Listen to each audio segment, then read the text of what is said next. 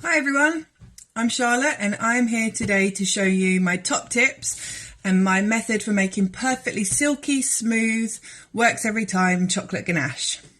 So we'll get started with the ganache. The first thing we need to do is get cream on. We've got some double cream in a pan here boiling. The fundamentals of ganache are generally, for this recipe, equal cream to dark chocolate. So we've got, in this instance, 200 ml of double cream in the pan, and I've just added about a teaspoon of glucose syrup to that and about a tablespoon of caster sugar. You can leave out the caster sugar if you want, but I like the flavour of it in the ganache. The glucose acts as a stabiliser and will also give your finished ganache a lovely shine. So we're going to let our cream come up to the boil in the pan. You can give it a little bit of a stir.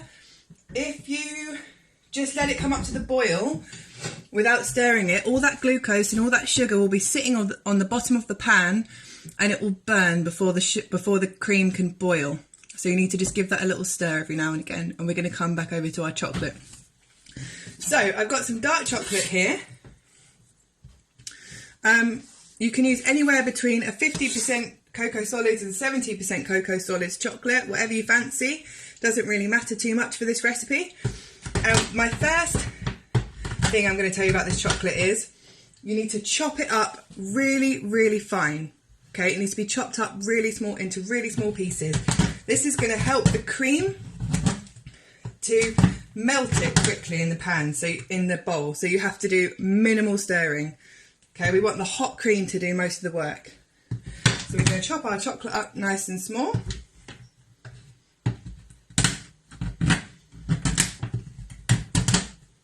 Okay.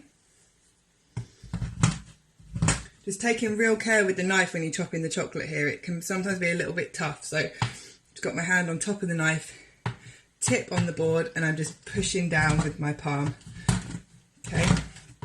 Until I'm happy that's chopped up quite small.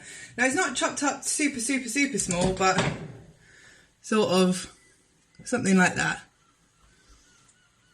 Okay, and I'm just going to tip that into my bowl. I'm using quite a small bowl. If I use a nice small bowl, the hot cream will have less space to spread out over a big bowl and will fill up more and cover the chocolate, which is what we want. Okay, get rid of that, put that one there. Got some bits of chocolate on my worktop here as well. There we go. Okay, so now we're just going to wait for that cream to boil. So I can come over here and we want that cream to come up to a boil. It doesn't have to be a rolling, vigorous boil. We just want to see a few bubbles coming up round the edges, round the middle, so we know that it's super hot. I'm going to turn that heat up a little bit. So I'm going to add a little bit of sea salt into my ganache because I really like salted chocolate, and I'm just going to put that sea salt into the cream. Quite a healthy pinch. You could put a little bit of orange zest into the chocolate in the bowl. You could put some vanilla essence. All work really well. So let me just show you what's going on in this bowl, in this pan. So can you see that? It's sort of bubbling around the edges, starting to come up to quite a vigorous boil. Okay, so at this point, I'm going to take my cream off. And I'm going to pour it directly over my melted, my chopped up chocolate. Okay.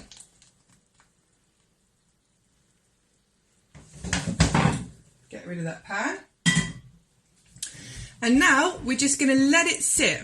We're just going to leave it to sit. This is this is a really important point. At this time, you're just going to let the hot cream do the work melting that chocolate. Okay, it's going to sit there for a little while. You could even walk away from it for a couple of minutes if you wanted to. If we try and stir it too soon, the hot cream won't have had a chance to melt the chocolate. You'll end up stirring and stirring and stirring. The chocolate won't melt properly. You'll end up overworking the ganache and you could then end up with a grainy and split texture. Or if your chocolate won't melt, you might end up putting it over a pan of boiling water which would then overheat the chocolate, and then it could also split your ganache. That's when it looks like a grainy texture and doesn't look quite right. If you do split ganache, it will still taste fine. You don't want to waste it, but this is the way to do it so that you get it right every time. So it's been sitting for a little while now, and then I want to show you this. So I'm going to start stirring from the inside out. I'm going to start stirring, and you'll start to see that that hot cream has already done its work in there. It's done its work to start melting down that chocolate, and all we're doing is emulsifying the two. Okay, so we're just going to stir. I'm going to go with that. Keep going.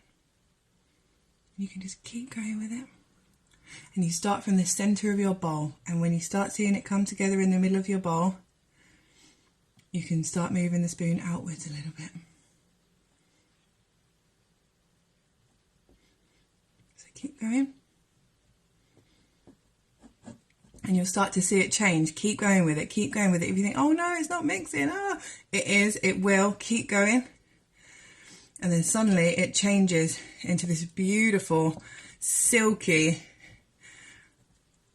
emulsified ganache. Can you see it changing colour in there? I'm going to show you. Oh, it's so nice, look. Oh, keep going with it, keep mixing, keep mixing.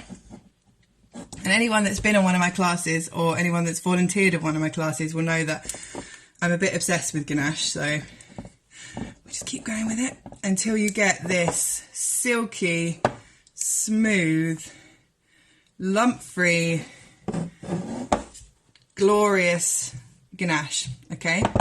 Let me just get the camera a little bit closer to that. Can you see in there? Is that? Hang on a sec. And that's what we're after, okay? Silky, smooth, shiny, glorious ganache.